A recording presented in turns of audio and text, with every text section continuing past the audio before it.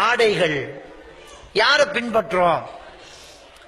ஆடைகள் என்கிற விஷயத்துல மார்க்கத்தை கல்வியை விட்டு தூரமாகிற விஷயத்துல ஜாஹிலிய காலத்து பெண்களை நிலைமை, ஜாஹிலியத்து காலத்து ஆண்களை நிலைமை இன்றைக்கு வந்துகிட்டே இருக்குது. ஒரு பெண்ணு தனிய வெளியில வர மாட்டாதான் இஸ்லாம், அதான் ஒரு முஸ்லிம்.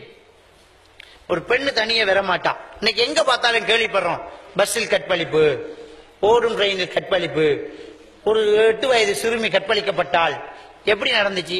உங்க வீட்டுல உங்க கண்ணுக்கு முன்னால இருக்கும்போது ஏன் நடக்குது? நீங்க கண்ணுக்கு முன்னாடி வைக்கல. சின்னதோ பெருசோ இன்னைக்கு தனிய வெளியில போறது சாதாரணமாயிடுச்சு. சும்மா போயிட்டே இருக்கிறான். பாட்டுக்கு ஆபீஸ் போவா, வருவா, அங்க போவா, இங்க போவா, தனியா போவா, என்ன நடந்துச்சு. ஒரு காலம் இருந்தது, டவுன்ல புடவை கடை இருக்கும், ஜவுளி கடை.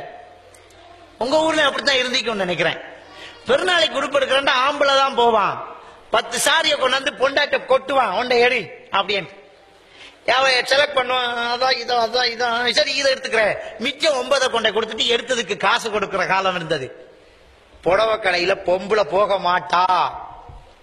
ஆனா இன்னைக்கு என்ன நடக்கண்டா, ஆஜியார் காருக்குள்ள எடுக்கிறத எடுத்துட்டு எழுப்பி விடுன்னு படுத்துடுவான். அவ்வளவுதான். அங்க கடைக்காரன், தாத்தா இது உங்களுக்கு ரொம்ப மெச்சா இருக்கும், கொஞ்சம் திரும்பி நில்லுங்க, சூப்பரா இருக்கு தாத்தா, இதை போட்டுக்கு வாங்க அப்படின்றான். அவன் தான் தொட்டு பார்க்கறது, அளவு பார்க்கறது, எடுத்து கொடுக்கறது. அவன் தான் சொல்லுவான், உங்க கலருக்கு சூப்பரா இருக்கு, உங்களோட அந்த உங்களோட கலர் சூப்பர் கலர் என்ன அவன் சொல்லி விட்டுருவான். அதுக்குள்ள முடிஞ்சு. இப்படியே அநியாயம் நடந்துகிட்டு இருக்கு. எவ்வளவு துணிச்சலா ஒரு பொம்பளை தைரியமா டவுனுக்கு போறா, மார்க்கெட் போறா, நாக்கடைக்கு போறா, டிசைன் பாக்குறா, ஒரு ஆம்பளையோட சண்டை பிடிக்கிறா. இதெல்லாம் ஜாஹிலியத்து காலத்து பழக்கம். இது எப்ப வெளியில நடக்குது? அவங்க சொல்றாங்க படிச்ச பெண்களாம், அவங்களாலதான் பிரச்சனையே. எல்லாம் படிப்பறிவில்லாத ஆக்கள். நாங்க படிச்ச பெண்கள், எங்களுக்கு போய் எக்ஸ்கியூஸ் மீ அப்படின்னு கதைக்க தெரியுமா? அதை மட்டும் நல்லா சொல்லிக்குவாங்க.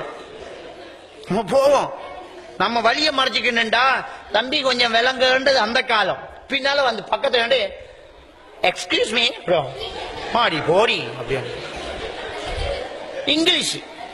நம்ம பிறக்கும் போது அமெரிக்காவில் பிறந்த மாதிரி எங்க இருந்து வருதுன்னு தெரியல. அவங்களுக்கு அப்படியே வெளியிறங்கினா வாயில இங்கிலீஷ் தான் வேணும். அவங்க கூடுதலா சொல்லக்கூடிய பேச்சு சொரி. அந்த சொரிய புருஷன்கிட்ட சொன்னா குடும்பத்திலே சண்டையே இருக்காது. அவனுக்கிட்ட சொரி சொல்ல மாட்டாங்க, எடுத்ததுக்கெல்லாம் சண்டை. ரோட்ல போறவன் கிட்ட எல்லாம் sorry, excuse me, sorry sorry, இதான் நடந்துகிட்டு இருக்கு. என்ன வாழ்க்கை இது? ஜாஹிலியத்து காலத்து பழக்கம் அப்படியே வந்துட்டு